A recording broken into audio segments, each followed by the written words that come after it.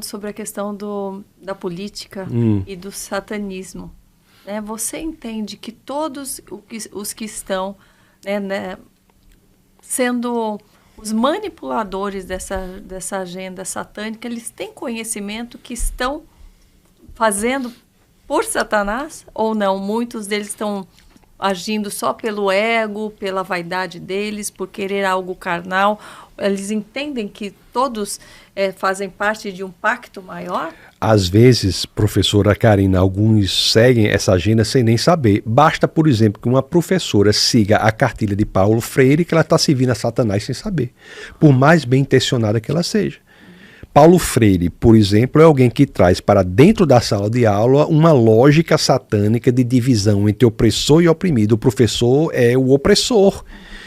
Então, essa professora, bem intencionada, muitas vezes até na igreja, mas que foi para um curso de pedagogia que ensina unicamente essas metodologias satânicas, está sendo usada sem saber. Nós temos que abrir os olhos dessas pessoas para que elas saibam. Não é verdade? E os maiores, os que estão em cargos mais altos? Pois é, existem 3 correntes grandes que servem à destruição do cristianismo, vamos dizer assim, certo? Um é o comunismo, outra é o que eu chamo de rentismo globalista e a terceira é o Islã. Essas 3 correntes que são globalistas, elas querem dominar o mundo. Para que elas façam isso, elas têm uma missão. Qual é a missão? Descristianizar o Ocidente.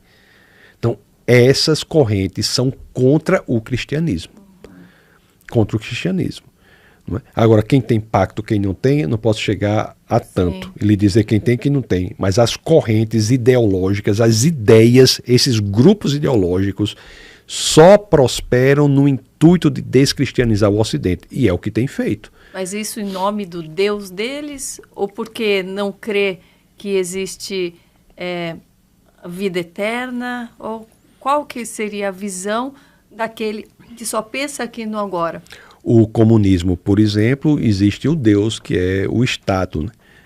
Enaltece um Deus que é o Estado. Então, as visões comunistas, elas não se incomodam com o único e verdadeiro Deus que dá dignidade à vida humana, por exemplo. Então, elas defendem assassinato intrauterino, que se chama aborto, e hoje já querem chamar de direito reprodutivo, quanto nem direito é, muito menos reprodutivo. Então defende a família, enfraquecimento da família, feminização do homem. Os homens hoje não são mais homens. Eu não estou falando de homossexuais, não. Estou falando de homens que não tomam a postura de homens no casamento, não tomam a liderança, colocam a mulher na frente do problema para resolver. Homens que não se colocam como alguém que deve liderar, proteger e prover. A ideia de machismo tóxico é uma ideia falsa. Não existe masculinidade tóxica. Existe machismo, que é errado. Mas masculinidade tóxica não existe.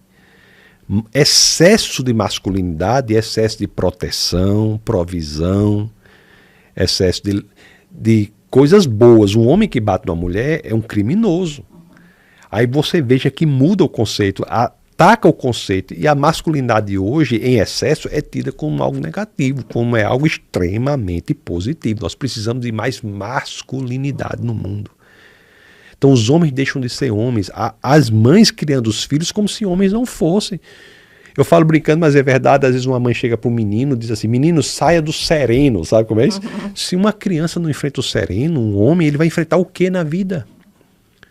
Mas você crê que muitas mulheres estão se ligando assim, a homens fracos? Por quê? Por conta da falta dos homens mais fortes, por conta que elas têm medo da submissão e querem ter o papel da decisão, dessa inversão de valores, ou até pelo medo da violência hoje em dia, que a gente tem visto tantos casos de feminicídio que parece que se a mulher for mais forte, ela corre menos risco de morrer. O que está acontecendo na realidade é que há uma cultura que promove que as mulheres busquem homens como se estivessem buscando uma amiguinha. para ficar de mão dadas com esse homem assistindo dorama e chorando junto, tá entendendo? E passando rímel no esmalte no marido. É o que eu digo, sabe, professora Karina? Por exemplo, um homem que usa maquiagem, ele não serve para o casamento cristão. Com base em Efésios capítulo 5, verso 25. Que Efésios capítulo 5, verso 25 diz que o homem tem que ser capaz de morrer por sua esposa, como Cristo morreu pela igreja. Um homem que passa maquiagem não é capaz de morrer pela esposa. Estou dizendo que ele é uma pessoa ruim, não. Você é uma pessoa ótima, maravilhosa, um homem de bem, mas não vai morrer pela esposa e, portanto, não serve para o casamento cristão. Então, a mocinha cristã que está procurando um rapazinho para orar, não vá para buscar um rapazinho que passa maquiagem. Não vá buscar um rapazinho que fica chorando, vendo dorama. Essas características não são características importantes para se fazer um homem cristão no casamento. A cultura prega isso. O feminismo, por outra vez, deturpa tudo. Deturpa o conceito de submissão. Submissão está lá na 1 de Pedro, no capítulo 3, no verso 1. Mulheres, sejam submissas aos vossos maridos. Submissa, aí, em grego, é upotasso. Upotasso é a mesma palavra, em grego, a mesma palavra que é utilizada por Paulo na primeira carta aos Coríntios para dizer que o Filho Jesus se submeteu ao Pai. Jesus é Deus, o Pai é Deus, eles são igualmente Deus, mas um se submete ao outro. Submissão não quer dizer inferioridade. Então as mulheres têm que entender isso. A mulher é importantíssima, não preciso nem dizer, é essencial no casamento, ela é quem traz a paz por lá, ela é quem traz o equilíbrio por lá, ela é central. O que eu estou dizendo é que há papéis igualmente importantes. O homem é igualmente importante, e homem e mulheres são igualmente importantes. Isso está em toda a Bíblia.